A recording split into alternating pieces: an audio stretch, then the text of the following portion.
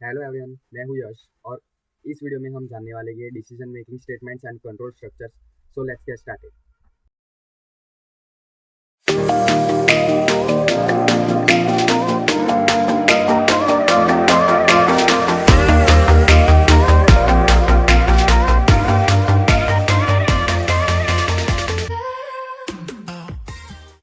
तो देखिए, what is decision statements. Okay, तो हम एक एग्जांपल लेते हैं वोट का। तो पहले मैं ये पढ़ लेता हूँ हाईलाइट करके। In all the programming languages we need to make some decision, right. तो हमें एक डिसीजन रखना होता है सारी प्रोग्रामिंग लैंग्वेज में। और वो डिसीजन क्या होता है कि अगर देखे आप आपने दो नंबर लिए, एक 10, एक के अंदर 10 रखा और दूसरे वेरिएबल के अंदर 20 रखा, तो आपको चेक करवाना है कि इन दोनों में से बड़ा नंबर कौन सा है। तो वो आप डिसीजन मेकिंग स्टेटमेंट से कर सकते हैं। ओके, तो एक एग्जांपल लेते हैं। Let's started with voting. So if you are age greater than 18, so simply you can do vote. But if you are not 18, so you can't eligible for vote.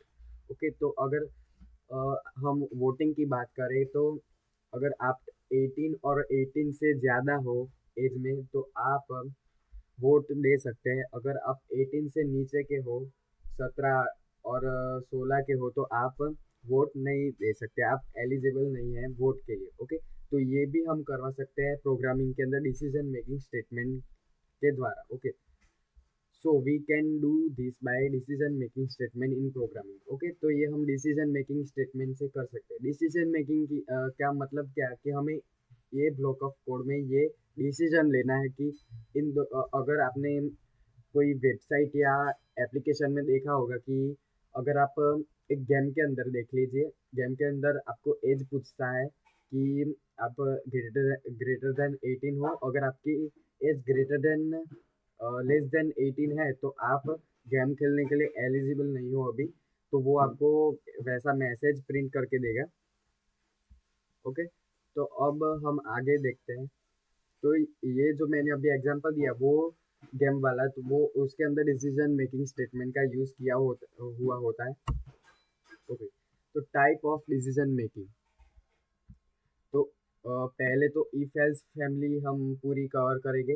पहले तो इस वीडियो में मैं if, simple if और if else he करवाऊंगा। Okay, तो if else, फिर इसके अंदर है इफ, ये भूल जाइए अभी।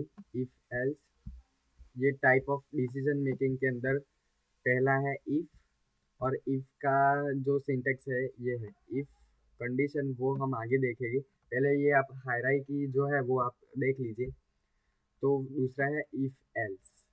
तो ये सब क्या है, तो हम वो देखेंगे। मैं इरेज कर देता हूँ आपको अच्छे से दिखे इसलिए।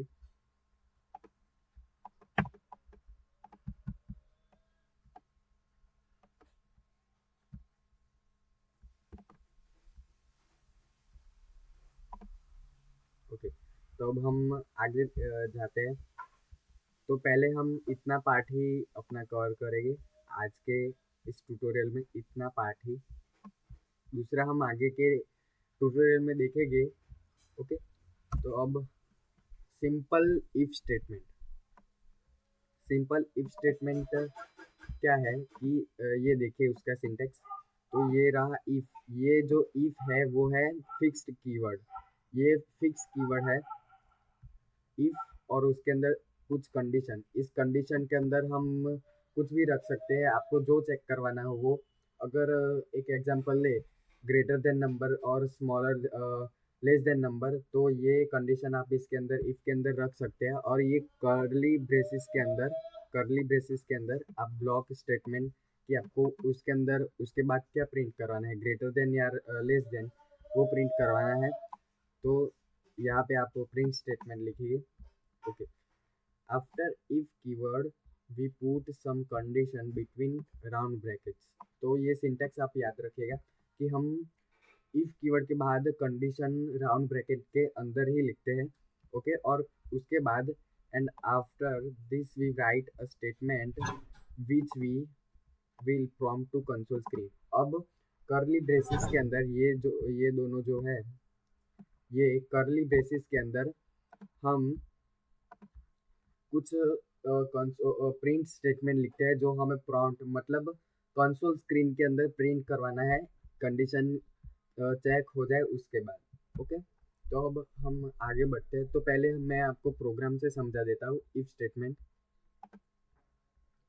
ओके, तो अब मैं डेव सी प्लस प्लस में आ गया हूँ मेरे, तो कंट्रोल एन और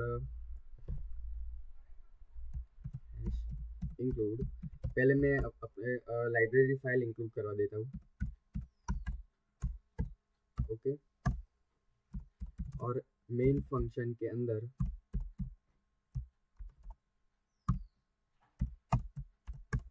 यहाँ पे हम सपोज एज ले लेते हैं, एज इज इक्वल टू, पहले मैं इसको सेव कर देता हूँ फाइल को। तो इफ स्टेटमेंट, ओके, तो ये इफ स्टेटमेंट है और एज हम अभी स्टोर नहीं करवाते हैं। इंट एज हम यूज़र के थ्रू एज एंटर करवाएंगे। अगर आपको सिंपली इसके अंदर एज असाइन कर देना है 18, तो आप असाइन कर सकते हैं। ओके, बट हमें यूज़र से लेना है। यहाँ पे मैं okay, age is equal to 18, यहाँ पे मैंने एज 18 रख ली है। ओके, अब हम इफ स्टेटमेंट लिखते हैं। If age greater than equal to 18, पहले हम यूज़र से एंटर कर दे, प्रिंट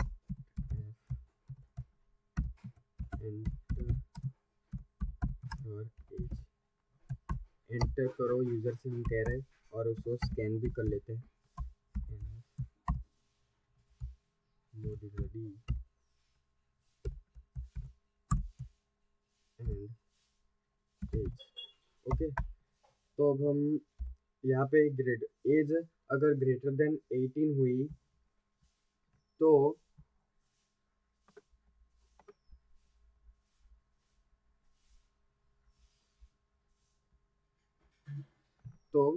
ग्रेटर देन 18 हुई तो यहाँ पे मैं प्रिंट करवाऊँगा। यहाँ पे हम सेमी कॉलन नहीं रखते, यहाँ पे हम कभी भी सेमी कॉलन नहीं रखते। ओके, तो मैं प्रिंट कराऊँगा, print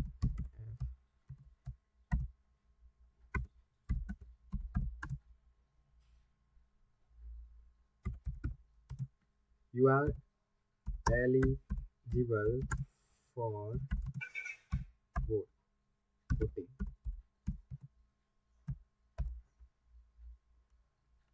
okay, you are eligible for voting।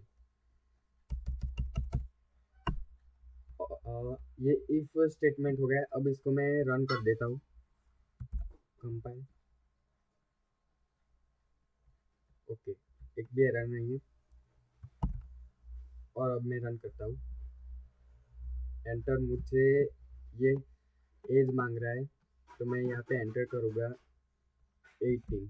Okay, you are eligible for voting. Okay,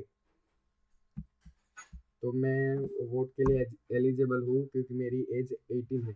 यहाँ पे देखिए इफ स्टेटमेंट के अंदर मैंने रिलेशनल ऑपरेटर का यूज़ किया है, greater than is equal to. अगर इसका मतलब क्या है यहाँ पे कि ग्रेटर देन भी हो और उसके इक्वल टू भी हो, मतलब 18 है वो इक्वल टू भी होना चाहिए एज जो यूज़र ने डाली है वो, और ग्रेटर देन भी होना चाहिए। अगर मैं यहाँ पे 17 डालूँ, लेट्स मैं यहाँ पे 17 डालूँ तो कुछ भी प्रिंट नहीं होगा क्योंकि यहाँ आप एलिजिबल नहीं हो, क्योंकि यहाँ पे कंडीशन क्या है कि 18 से ज़्यादा और 18 होना चाहिए तो ही यहाँ पे ये स्टेटमेंट प्रिंट होगा, नहीं तो ये स्टेटमेंट प्रिंट नहीं होगा। ओके, तो ये हो गया सिंपल इफ स्टेटमेंट। तो अब हम आगे देखते हैं कि सिंपल इफ स्टेटमेंट के अंदर ये हो गया। अब ये देखिए, अब हम आगे देखेंगे। तो इफ एल्स स्टेटमेंट। अब इफ स्टेटमेंट में क्या होता है कि कंडीशन ट्रू नहीं होती तो कुछ भी प्रिंट नहीं करवाता है।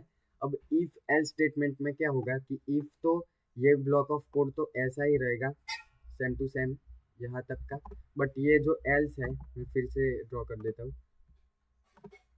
ये जो एल्स है वो नया ऐड होगा इसके अंदर, ये देखिए। ये इफ तो ऐसे ही रहेगा ट्रू ब्लॉक स्टेटमेंट यहाँ पे, और एल्स में फॉल्स ब्लॉक स्टेटमेंट होगा कि अगर 17 साल हो उसकी एज, आपकी एज, तो आप एलिजिबल नहीं हो, वो भी प्रिंट एल्स स्टेटमेंट के द्वारा होगा। ओके, तो अब हम इसका थियरी थोड़ी देख लेते हैं। Okay, so as shown in syntax we make if statement and in those we can write true statement in curly bracket। Okay, तो सिंटैक्स के अंदर इफ स्टेटमेंट और कर्ली ब्रैकेट के अंदर ट्रू ब्लॉक स्टेटमेंट रखा है, वैसे ही and after sorry and after that we make else block and in those we write false statement। Okay, तो इस वैसे ही else के अंदर else स्टेटमेंट मैंने बनाया और कर्ली ब्रैकेट के अंदर मैंने false स्टेटमेंट लिख दिया है। ओके, तो अब इसको हम कोड के द्वारा भी देख लेते हैं। तो सिंपल ये देखिए, मैं यहाँ पे क्या करूँगा, else लिख दूंगा और else के बाद ये क्या है कि ये एक ब्लॉक क्रिएट कर देता है, कर्ली ब्रैकेट एक ब्लॉक क्रिएट कर देता है कि इसके अंदर ये प्रिंट होगा, दूसरे एल्स पार्ट के अंदर ये प्रिंट होगा। ओके, तो ये हम रखेंगे कि हमें ही समझ में आए कि यहाँ पे ये प्रिंट होता है, ये इफ का ब्लॉक है और ये नीचे वाला एल्स का ब्लॉक है। ओके, तो यहाँ पे मैं प्रिंट कर देता हूँ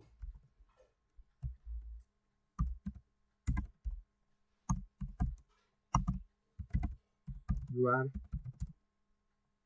not eligible for, यहाँ पे मैंने फॉर नहीं लिखा, फॉर वोटिंग। ओके, तो यहाँ पे मैंने प्रिंट करवा दिया you are not eligible for voting. अगर 18 से नीचे हो तो वो प्रिंट ही नहीं करेगा। ओके, तो मैं इसको रन कर देता हूँ। तो इसने मुझे एज पूछा तो मैं यहाँ पे 17 डाल देता हूँ, तो you are not eligible for voting, ये आ गया। ओके, अब सपोज मैं यहाँ पे डालूँ 20, तो you are eligible for voting. Okay, ये आ गया। तो सिंपली ये वर्क होता है इसका। तो ओके, तो आज के वीडियो में बस इतना ही। अब हम आगे के वीडियो में जो इफ एल्स ये फैमिली है ये तो हमने पूरी कर दी। अब आगे के लेक्चर में हम देखेंगे कि ये नेस्टेड इफ एल्स लेडर ये सब कुछ है, तो हम वो नेक्स्ट वीडियो में देख लेंगे। Okay, thank you for watching this video, see you next time.